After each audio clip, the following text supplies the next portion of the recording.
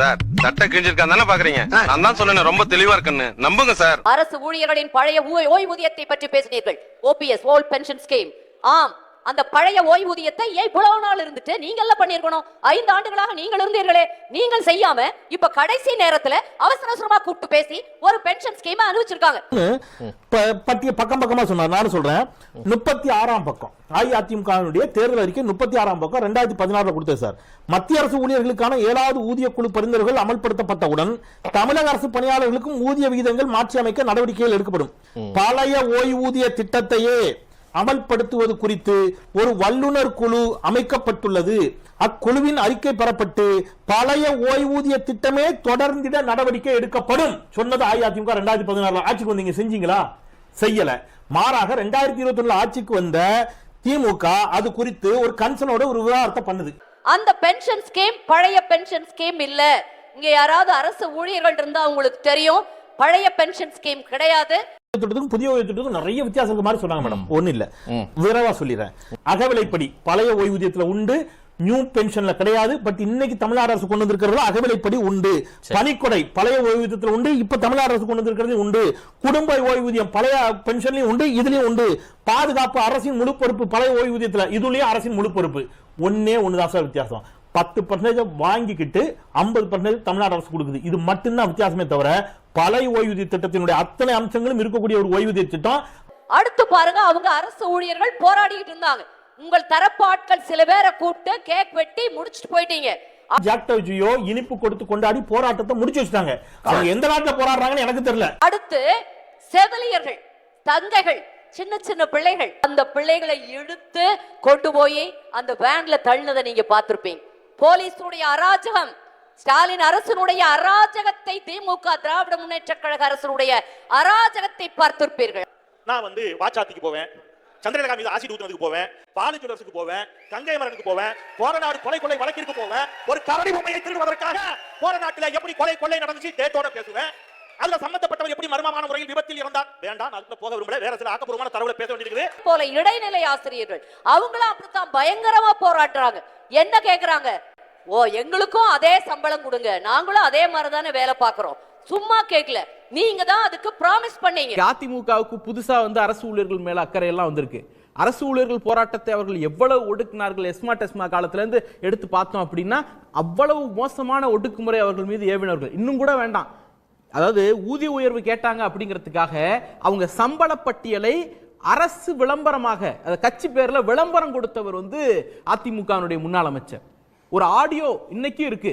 எடப்பாடி பழனிசாமி அவர்களுடைய சம்பளத்தை எவ்வளவு கேவலமாக பேசினார் ஒரு முதலமைச்சர் சீட்ல உட்கார்ந்துட்டு அப்படிங்கிறதுக்கு. ஒரு அரசு பள்ளி ஆசிரியர் இவ்வளவு சம்பளம் வாங்குறாங்க என்று வயிற்றெரிச்சல் அவர் பேசிய அந்த ஆடியோ இன்னைக்கு இருக்கு. அந்த விளம்பரம் இன்னைக்கு இருக்கு, எவிடென்ட்டா இருக்கு. அப்பேற்பட்ட கட்சிக்கு அரசு ஊழியர்கள் மேல அக்கறை வந்திருக்கிறது அப்படிங்கிறது எனக்கு ஆச்சரியமா இருக்கு. 2000 கோடி ரூபாய் ஊழல் நெடுஞ்சாலை துறையில டெண்டர், 2000 கோடி ரூபாய் டெண்டர். அது ஊழல் சொல்றது உண்மைதான். ஏன்னா திமுக 3,84,000 கோடி ரூபாய் ஊழல். ஒவ்வொரு இதுலயும் டிபார்ட்மெண்ட் வைஸா எங்கள் பொதுச் செயலாளர் எடப்பாடியார் அவர்கள் அதுக்கான ஆதாரங்களோட கவர்னர் பார்த்து கொடுத்துட்டு வந்தார். எப்படின்னா 1,76,000 கோடி 2G வழக்குன்னு சொன்னாங்க. என்ன சார் ஆச்சு இன்னைக்கு? அந்த நம்பரை செட் பண்ணது யாரு? இதே பாஜக, இதே RSS எல்லாரும் சேர்ந்து அந்த ஃபிகரை செட் பண்ணி, இதே ஜெயலலிதா மேடம் இவங்களுக்கு ஆதரவான எல்லாரும் சேர்ந்து 1,76,000 கோடி கட்டுக்கட்டா பணமா எடுத்துட்டு போனாரு ஆராசான்னு சொன்னீங்க. ஆக்சுவலி CAG என்ன சொல்லிச்சு? இழப்பு ஏற்பட்டிருக்கலாம் என்று சொன்னதை இழப்புன்னு சொல்லல, ஊழல்னே அன்னைக்கு ஒரு நம்பரை பிக்ஸ் பண்ணீங்க.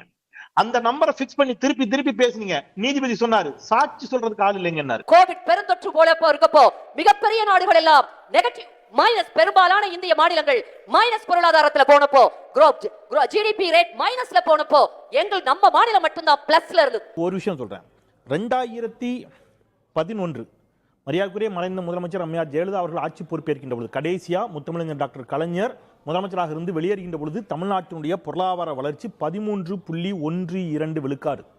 ரைட், அது அப்படியே கழுத தெரிஞ்சு கட்டமான கதையா கீழே கடைசி ஐயா எடப்பாடி பழனிசாமி வருகின்ற பொழுது 7.01 3.25 கடைசியா கூட விட்டுருங்க, நானே திறந்த மனதோடு சொல்றேன், அது கோவிட் லாஸ்ட் 0.07. அதை நான் அவரை குறை சொல்ல மாட்டேன், அது கோவிட். ஆனா கோவிட் இல்லாத காலகட்டத்திலுமே இறக்கிட்டாரு. திருப்பி ஸ்டாலின் அவர்கள் வந்தபோது 7.89 ஆரம்பிச்சு இன்றைக்கு 11.19 கொண்டு போய் தமிழ்நாட்டை நிறுத்தி இருக்கிறார். பணவீக்கத்தில் தமிழ்நாடு தான் இன்றைக்கும் இந்தியாவை கட்டுக்குள் வைத்திருக்கக்கூடிய மாநிலம். அது அண்ணன் எடப்பாடியாரின் நிர்வாக சாமர்த்தியம்.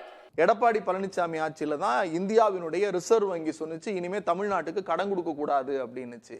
ஏன்னு பத்திரிகையாளர்கள் எல்லாருக்கும் தெரியும். பொருளாதாரத்தில் 18வது இடத்தில் இருக்கிறீர்கள், தொழில் வளர்ச்சியில் 14வது இடத்தில் இருக்கிறீர்கள், தொழில் முன்னேற்றத்தில் 17வது இடத்தில் இருக்கிறீர்கள், ஜிடிபி ரேட்ல -4.8ல இருக்கீங்கன்னு அன்னைக்கு சொன்னது ரிசர்வ் பேங்க். எத்தனை லாக்அப் டெத் தெரியுமா? ஜூலை மாதம் வரைக்கும் 28, 26 காவல் நிலைய மரணம், லாக்அப் டெத், 26 ஆணவ கொலைகள். இத்தனை பண்ணிட்டு நீங்க திரும்ப வந்து நாங்க வந்துருவோம் சொல்றது.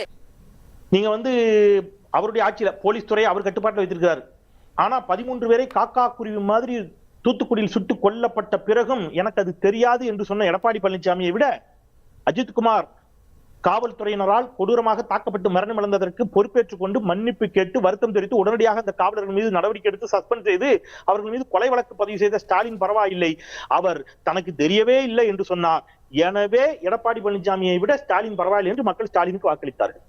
சாத்தாங்குளத்தில் தந்தையும் மகனும் அடித்துக் கொள்ளப்பட்ட பிறகு அவங்க அடிச்செல்லாம் சாகடிக்கப்படல, அவங்க மூச்சு திணறி செத்தார்கள் என்று சொல்லி காவல்துறையினரை பாதுகாக்க மாசக்கணக்கா ஆட்சி அவங்க பேர்ல வழக்கு பதிவு செய்ய அந்த எடப்பாடி பழனிசாமியை விட பொறுப்பெடுத்துக் கொண்டு தன்னுடைய துறையின் கீழ் நடந்த தவறுக்கு வருத்தம் தெரிவித்து மிக வேகமாக நடவடிக்கை எடுக்கக்கூடிய ஸ்டாலின் பரவாயில்ல என்று நினைத்தனால் மக்கள் தொடர்ந்து திமுகவிற்கு வாக்களிக்கிறார்கள்.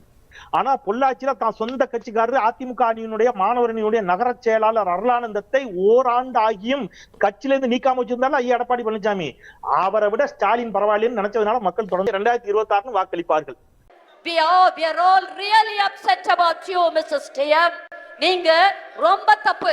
நீங்கள் நடந்து கொள்வது எத்தாலும் மக்கள் விரோத போக்கும் சரி வராது. துரோகம்ங்கிற வார்த்தை எழுதுனீங்கன்னா சார், அந்த வார்த்தைக்கு டிக்ஷனரியில் அர்த்தம் எடப்பாடி பழனிசாமி தான் இருப்பார்.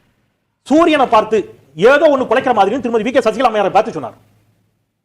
சசிகலா அம்மையாருக்கு உங்களுக்கு முரண் இருக்கலாம், அது வேற. அவங்க தானே அவருக்கும் அதிமுகவுக்கும் என்ன சம்பந்தம் என்று கேட்டார். அதிமுகவுக்கு சம்பந்தம் இல்லாத திருமதி வி.கே. சசிகலா அம்மையார் காலில் விழுந்தா நீங்க வாழ்த்துக்கள் வாங்கினீங்களா, ஆசீர்வாதம் வாங்கினீங்களா? நீங்க அவரை வெளியில அனுப்புனீங்க. அதுக்கப்புறம் ஓபிஎஸ் ஆதரவுடைய எம்எல்ஏ ஆதரவோடு தான் நீங்க ஆட்சி நடத்துனீங்க. அப்புறம் அவரை வெளியில அனுப்புனீங்க. தேமுதிக உங்களோட கடந்த நாடாளுமன்ற தேர்தலில் கூட்டணியில் இருந்தது தேமுதிக மட்டும்தான். நீங்க எம்பி சீட்டு, ராஜ்யசபா எம்பி சீட்டு உறுதி கொடுத்துட்டு எந்த தேர்தல்னு உறுதி கொடுக்கல சார். அதையே எப்ப சொன்னாரு? முதல்ல என்ன சொன்னாரு சார்? கார்த்திகேயன் சார் முதல்ல என்ன சொன்னாரு? நாங்க அப்படி எந்த உத்தரவாதமும் கொடுக்கவே இல்லைனாரு. ராஜ்யசபா சீட்டு நாங்க சொல்லவே இல்லைன்னாரு. எங்களிடம் ஆதாரம் இருக்கிறது என்று எல்கே சுதீஷ் சொன்ன பிறகு என்ன சொன்னார்? ஒத்துக்கிட்டாரு. நாங்க இருக்கு பட் சொன்னோம், ஆனா எந்த தேர்தல்னு சொல்லவில்லை என்றார். இன்னைக்கு தேமுதிக உள்ள வராங்க. நிச்சயமா இந்த முறை எங்கள் அண்ணன் எடப்பாடியார் தலைமையில் அனைத்து இந்திய அண்ணா திராவிட முன்னேற்ற கழகம் அப்படி ஒரு ஆட்சியை அமைக்கும். இது அகந்தை. 2026 புரட்சி தலைவர் நடத்திய இந்த கட்சி இது போன்ற கேப்பு தலைகள் என்று வழிநடத்திக் கொண்டிருக்கின்றீர்கள். தூக்கி எறியப்படுவீர்கள். 2026 சட்டமன்ற தேர்தலில் அனைத்து இந்திய அண்ணா திராவிட முன்னேற்ற கழகத்திற்கு 4வது இடம் கூட கிடையாது.